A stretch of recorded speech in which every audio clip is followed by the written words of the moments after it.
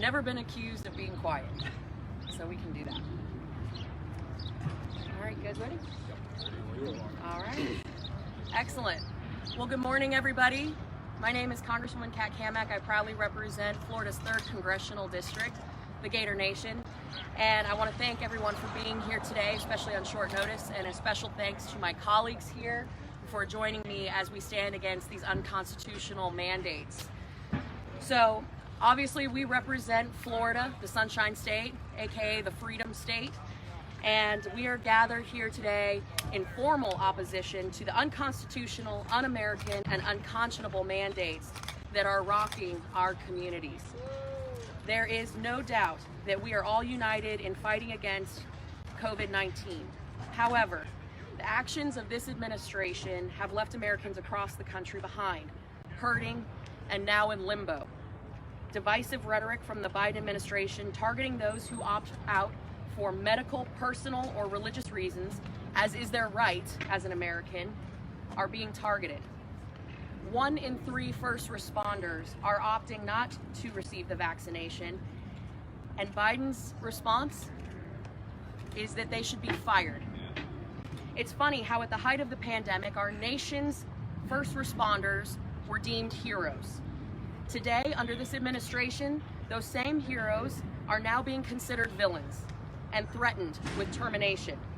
My own husband, Matt, who is a firefighter SWAT medic in the city of Gainesville, who is here with me today, has faced this battle in our hometown. Today, my colleagues and I stand here in opposition to these arbitrary mandates, and we have stories from home to share about how this administration and Nancy Pelosi, as well as Schumer, are hurting everyday Americans. From nurses pulling shifts to police officers and firefighters on the front lines. We also want to share some of the work that we are collectively doing to stop these mandates through legislative action, as well as exercising our power through congressional inquiry. Let's chop the field. Today, the Biden administration currently has issued several executive actions, but in particular, we are focused on just a few. The first executive action mandates that all federal employees across the country be vaccinated by November 22nd of this year. This order was issued on September 9th.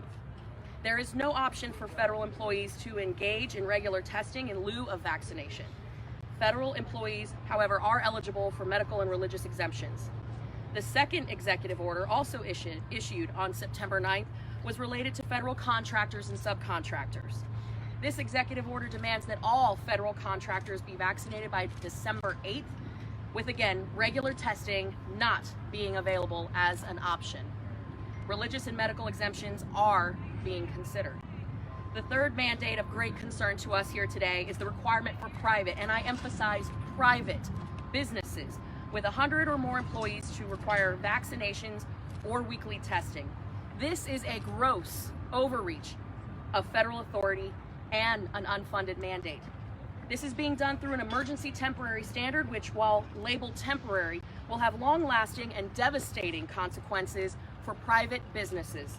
As of today, nearly 80 million workers will be impacted, with congressional Democrats and OSHA and the Biden administration announcing up to $700,000 in fines per company for non-compliance.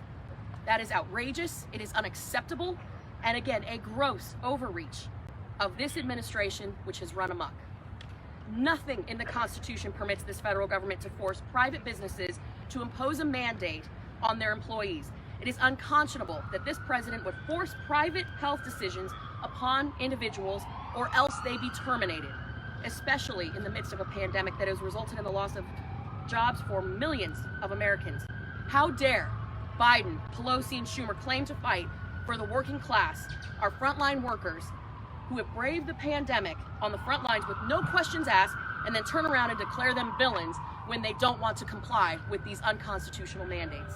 My Florida colleagues and I are standing in strong opposition and fighting on behalf of all Floridians who are now being subjected to the cruel and unconstitutional overreach of this Biden regime.